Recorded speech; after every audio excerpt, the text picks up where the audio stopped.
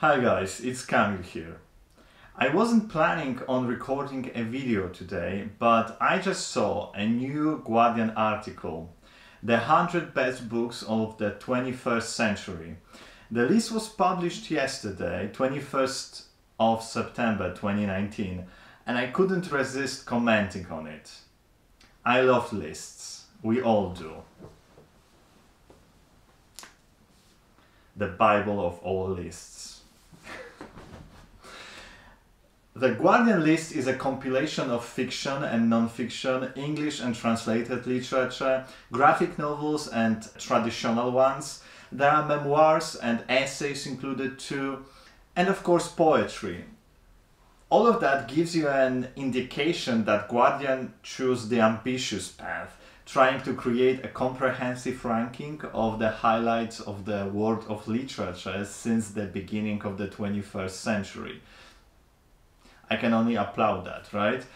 I don't want to sound like an old, all-knowing and fan-breaking grandpa, but just wanted to mention that obviously the lists like this one are always affected by personal biases of people creating the ranking. For instance, if I was creating one, The Girl with the Dragon Tattoo by Stieg Larsson, number 98 on the Guardian list, or the number 65, Gonger by Gillian Flynn, wouldn't be on the list as I'm not too fond of the crime novels or thrillers. And even though I read Gone Girl with pleasure, I failed to grasp even in half what's so great about it, if we are talking about literature, not entertainment. Also, those type of lists are always affected by current cultural frame we are living in, affected by what's in fashion, what's in vogue, what's popping right now. And that might be very different if the list was created in 20 years, for instance. The current social and political environment will also play a great role, right? And you'll see it when we go through the list. You'll see the elements of that.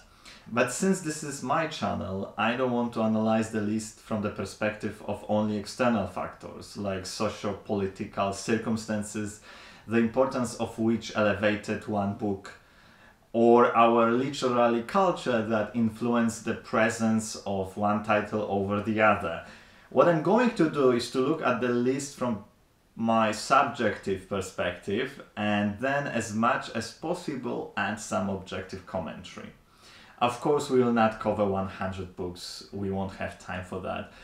But what I'm planning to do is to divide this list into 4 sections. First, what I'm happy seeing on the list, and that will also include the surprises that I'm happy about.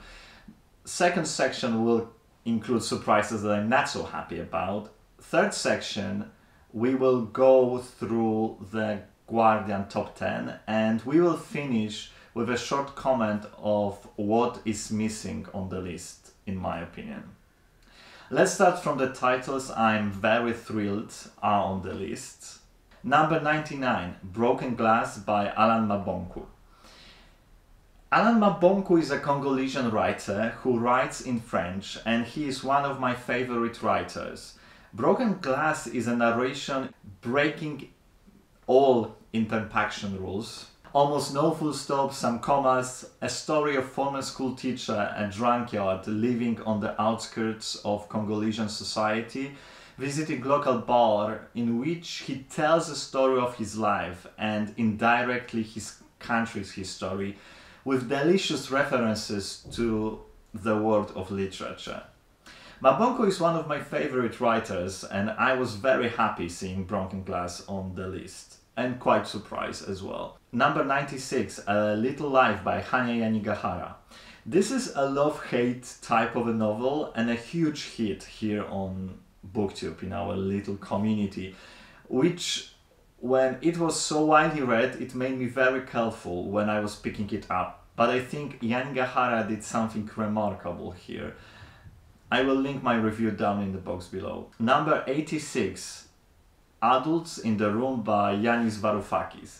Varoufakis is probably my favorite non-fiction economic writer, and even if you don't stand by his point of view, you have to admire people with big cojones, and he has those. He was Greek finance minister during the economic crisis, the one that refused to accept the austerity program imposed on Greece by EU. He's an apologetic in debunking the way current financial system works. I've read 3 of his other works, not this one, but I'm really looking forward to picking that one up. Number 78, The 5th Season by N.K. Jemisin. I've read this book a couple of years ago, and back then I thought it's great gripping page turner, but not much more than that. But I still remember it to this day very clearly. And I believe that the way she constructed the novel, building such a unique world, deserves a great applause. Number 75 is Drive Your Plow Over the Bones of the Dead by Olga Tokarczuk. I liked it a lot, and I'm obviously very happy that there are some representatives of Polish literature. Number 50, Oryx and Crake by Margaret Atwood. This is my favorite Atwood book and the best one in my opinion out of the ones I've read. Number 47, Persepolis by Marjan Satrapi. Because with this work, Satrapi is showing that you can move mountains of emotions with a graphic novel. Number 43, Citizen, an American Lyric by Claudia Rankin. This is not a book, but a work of art, crossing the boundaries of literature, a brilliant study of what it is to be a black person in the USA. Number 39, White Teeth by ZADIE Smith. This is a very British novel, so no surprises, it's on the list. It shows multicultural British society through the eyes of young, hip and brilliant writer, so it had to be here. Number 26, Capital in the 21st Century by Thomas Piketty. When Varoufakis is the political economy writer, Piketty is the academic economy writer. And when I read his Economics of Inequality earlier this year, I was in serious awe of his knowledge, intelligence and ability to make himself understood. He is a brilliant man. Number 23, Sapiens by Yuval Noah Harari. I know that there are opinions that Harari simplifies some things, but guys, this is a book about 70,000 years of human history. So how can you not simplify things? Love this one. Read it twice and it won't be the last time I read it. Number 18, The Shock Doctrine by Naomi Klein. Yes, after Varoufakis, Piketty and Klein, you already know where my political affiliations lay. Clay is a brilliant, punchy political writer every single time. Number 70, The Road by Cormac McCarthy. Best dystopian novel ever written, period. Number 15, The Sixth Extinction by Elizabeth Colbert. When I finally picked it up, I expected more from it, but still, it's very worth its place, even if it was just as a warning. But it's much more than that. It's a well-researched study of our impact on the environment. Definitely a must read. Now to the interesting part. Surprises I'm not so happy about. There is quite a lot of very average titles that I would remove from the list, you know, to leave room for great books that were omitted. But to name the ones that I'm a bit stunned seeing. Mentioned already, number 65, Gone Girl by Gillian Flynn. What am I missing here?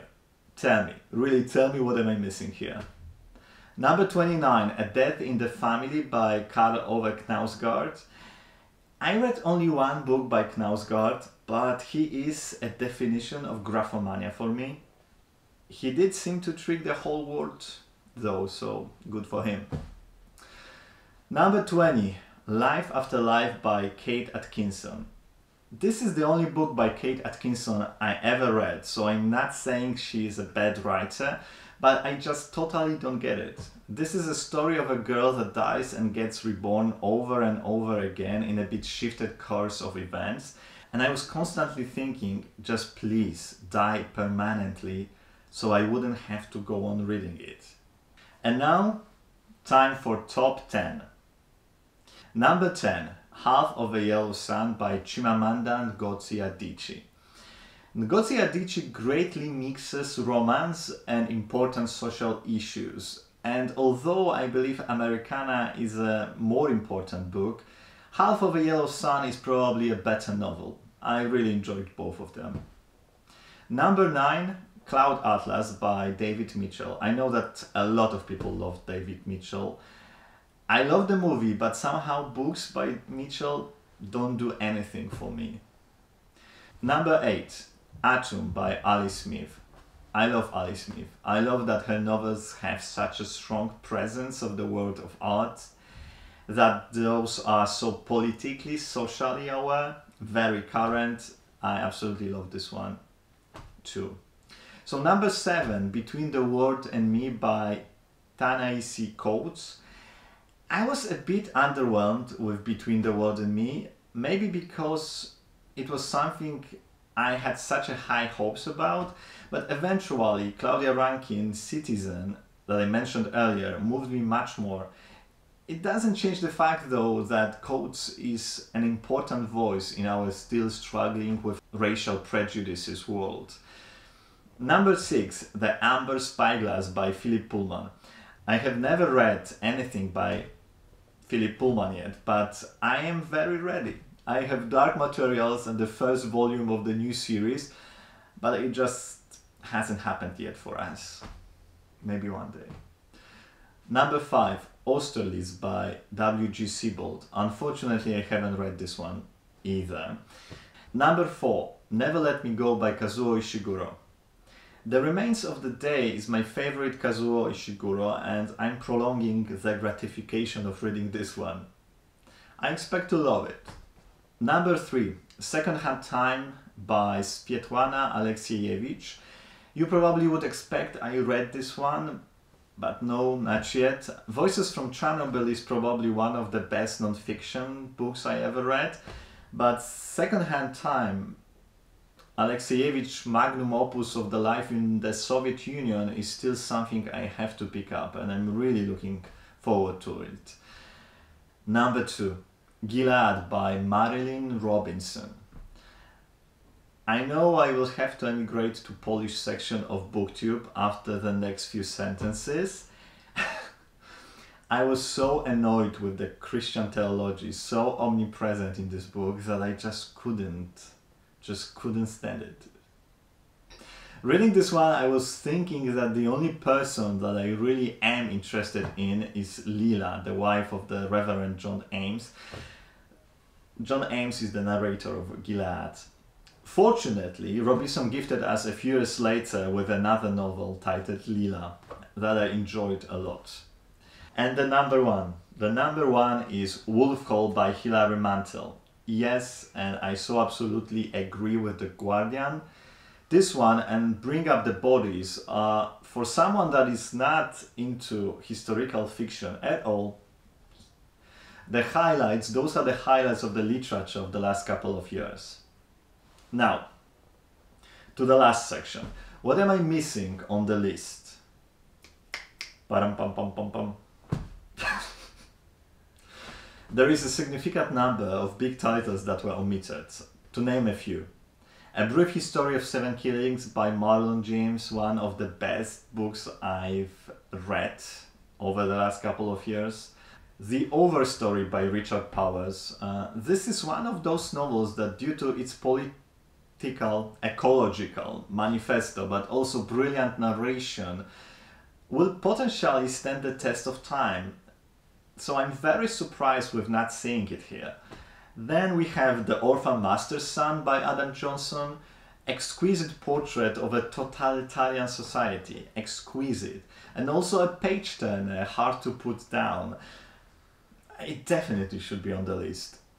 A Horse Walks into a Bar by David Grossman, but I can understand that probably it was omitted due to its geographical relevance being less encompassing than some other titles, but a great book nonetheless. And now just a quick rundown of the other titles as we are running out of time.